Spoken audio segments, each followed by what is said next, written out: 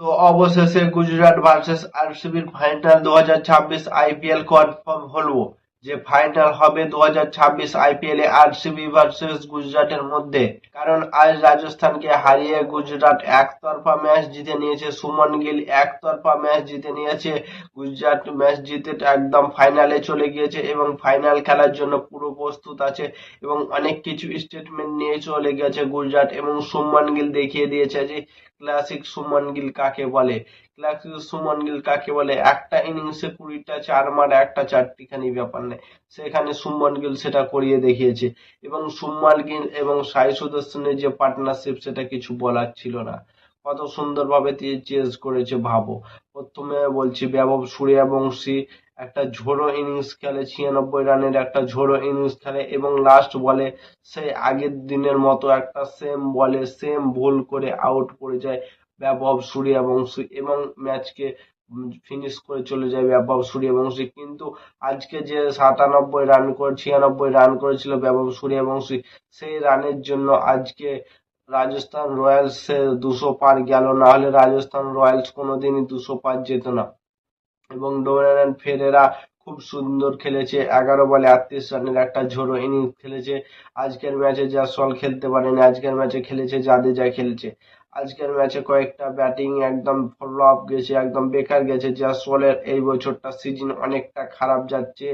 রিয়ান পরাগ তো খেলতে যাচ্ছে না, ধূপ জুড়াল খেলেছিল, ধূপ জুড়ালও খেলতে পারেনি, জোফরা আচারও খেলতে পারেনি, জাদেজা, বৈভব সূর্যবংশী এবং ডোনাল্ড ফেরেরা এই তিনজন মিলে আজ 214 রান করে একটা গুজরাটকে বড় টোটালের ইনিংসের একটা করে, কিন্তু চেজে নেমে শুভমান গিল এবং সাই সুদর্শন এত সুন্দর পার্টনারশিপ করে কিছু বলার নেই। সাই সুদর্শন যদি আউট না বলতো তো আমার মনে হয় 0 উইকেটে চেজ করে রাখার ক্ষমতা রাখতো শুভমান গিল। কত সুন্দরভাবে একটা ইনিংস খেলতে যাচ্ছে, মানে ভাবো তারা একটা ভুলভাল শট মারছিল না। সাই সুদর্শনের ব্যাট হাত থেকে পড়ে গিয়ে সেম একটা ইনিংসের মতো আউট হয়ে গেল সাই সুদর্শন এবং দুর্ভাগ্যবশত সে 58 রান করে আউট হয়ে গেল এবং সেও একটা ঝোড়ো ইনিংস খেলার যোগ্যতা রাখতো এবং সেও আজ একটা 100 করার সুযোগ ছিল তার কাছেও।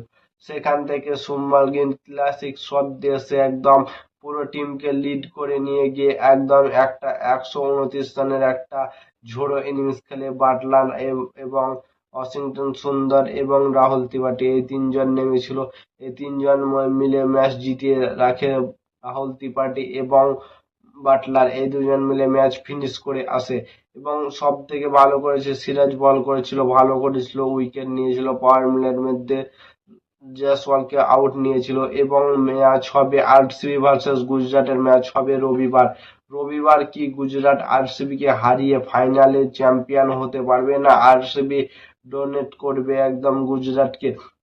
কারণ গুজরাট একটা স্টেটমেন্ট দিয়ে ফাইনালে গেছে, তারা 18 ওভারে ম্যাচ জিতে দেখিয়েছে 214, যেটা গুজরাট কোনোদিনই চেজ করতে পারে না 200-র উপরে রান, সেটা আজ চেজ করে দেখিয়েছে সে শুভমান গিল এবং সাই সুদর্শন। তো আমার মনে হয় ফাইনাল অনেকটা বড় মাপের হতে চলেছে এবং ভালো হতে চলেছে।